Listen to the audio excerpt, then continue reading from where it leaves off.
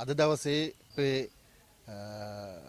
කඩුවෙල වැලිවිටිය විජිතාරාම විහාරස්ථානයේ මූලික කරගෙන අපේ නායක ස්වාමින් වහන්සේගේ අනුශාසනා අනුදැනුම ඇතිව අද අපි රණවිරු පරපුර විදිහට 16 වෙනි විජයග්‍රහණයට උරදුන්නු ඒ කැපකිරීම කරපු සියලුම මියගිය රණවිරුවන් ඒ වගේම හිස් මස් ලේල් දන් දුන් ආබාධිත වෙච්ච අපේ සියලුම රණවිරුවන්ව සිහිපත් කළා ඔවුන්ට ආශිර්වාද කරන ගමන්ම ඒ ආශිර්වාදයත් එක්ක අද දවසේ රණවිරුවා කියන ඒ චරිතයට ඇති වෙලා තියෙන කැලැල් ඒ වගේම ඒ අභියෝග වලට මුහුණ දෙන්න පුළුවන් ශක්තිමත් සංවිධානයක පළවෙනි පියවර තමයි අද දවසේ අපි මේ තියන්නේ. විශේෂයෙන්ම අපි හරි සන්තෝෂ වෙනවා මිට අවුරුදු 16කට විතර ප්‍රථම මේ රටේ මුල්ලේ වෛක්‍යවල් වලින් අවසන් කරපු බෙදුම්වාදයේ යුද පෙරමුණේ අද දවසේත් මුල්ලේ වෛක්‍යවල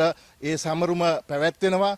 රජය මේකට අනුබල දෙනවාදෝ කියන සැකය අපිට තියෙනවා. විශේෂයෙන්ම රජය මැදිහත් වෙලා එහෙම නැත්නම් ආණ්ඩුව මැදිහත් වෙලා ඒ බරින් ඒ වගකීමෙන් රණවිරුවන් සිහිපත් කිරීමේ වැඩසටහනක් අපි දකින්නේ ලංකාව පුරාම ක්‍රියාත්මක වෙනවා. හැබැයි මේ රටේ මිනිසුන් පන්සල පල්ලිය කෝවිල මූලික කරගනිමින් තමන්ගේ යුතුයකම තමන්ගේ වගකීම මේ රටේ මිනිස්සු සමාජයක් විදිහට ඉෂ්ට කරමින් ඉන්න වෙලාවක් අද දවසේ විවිධ ප්‍රදේශවල විවිධ තැන්වල හුදකලා රණවිරු උපහාර උළෙලවල් විශාල ප්‍රමාණයක් පැවැත්වෙනවා රජයේ අනුග්‍රහයක් නැතුව. විශේෂයෙන්ම අපිට මේ රණවිරු පෞර විදිහට අපිට මේ සම්බන්ධයෙන් කතා කරද්දී 2015 ඉඳලා මේ වෙනකොට 57ක් සම්මත වෙලා තියෙනවා රණවිරුවන් යුද අපරාධ චෝදනා එල්ල කළා විදේශීය වටලෑම් වලට ඒ අභියෝග ඇවිල්ලා තියෙනවා. විශේෂයෙන්ම පහුගිය 7 වෙනිදා අමාත්‍ය මණ්ඩලයේ තීන්දුවක් මේ නව රජයේ අමාත්‍ය මණ්ඩලයේ තීන්දුවක් අරගෙන තියෙනවා.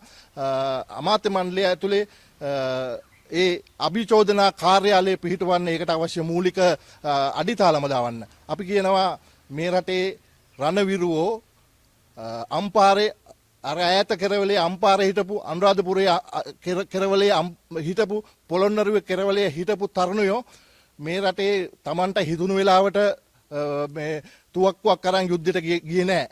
මූලික ඒ සියලු දේවල් සපුරලා ඊටාම විනයක් ඇතිව ඊටාම පුහුණුවක් ඇතිව වෘත්තීය හමුදාවකට තමයි මේ සියලු රණවිරුවෝ ඇතුළත් වුණේ.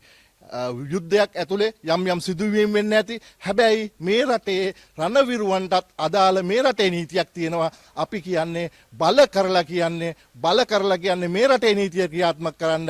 එහෙම නැත්නම් වෙන වෙනත් වරදාන වලට වෙන වෙනත් සම්පත් මේ රටට ගේන්න අපේ රණවිරුවන්ව දංගෙඩියට ගෙනියන්න එපා. ඒ සඳහා රණවිරු ජනපෞර ගෞරවනීය සංඝ වහන්සේලා වෙනත් පූජක පක්ෂයක් සමග අපි මූලිකත්වය පෙරමුණ ගන්නවා. විශේෂයෙන්ම අපි මේ රජයට මතක් කරනවා ඔබට තියෙන්නේ වැල්පාලමේ ගමනක් නෙමෙයි.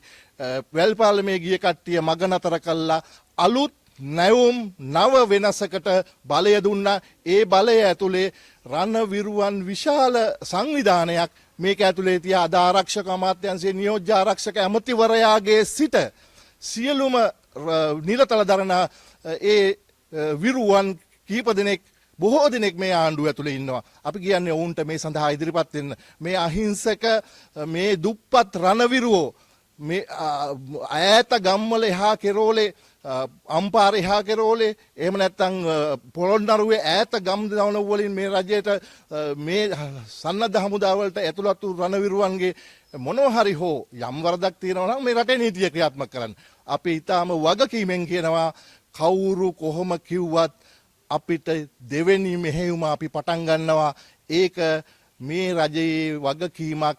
ඒ තැනට රණවිරුවා ඇද නොදමන්න අපි බලාපොරොත්තු වෙනවා. අපි හිතනවා වත්මන් ආණ්ඩුව ඊටාම විප්ලවකාරී දේශපාලන ව්‍යාපාරයකින් මූලිකත්වය අරගෙන ඉන්න දේශපාලන ව්‍යාපාරයක සේවන ලබන ආණ්ඩුවක් නිසා ඔවුන් මේක තේරුම් අරගෙන ඔවුන් මේක ඒ බරින්ම අරගෙන රණවිරුවාට තියෙන අභියෝග විශේෂයෙන්ම ඊටාම ඉක්මනින් විසඳාවි කියලා. එහෙම නැතුව ඒ බරින් ගන්න නැතුව ඉතාම සරලව ගන්න එපා. අපි දැක්කා අපිට පොඩි සැකයක් තියෙන්නේ අපි මුලින් ඉඳලම මේ ක්‍රියාකාරකම් දිහා බලන් හිටියා.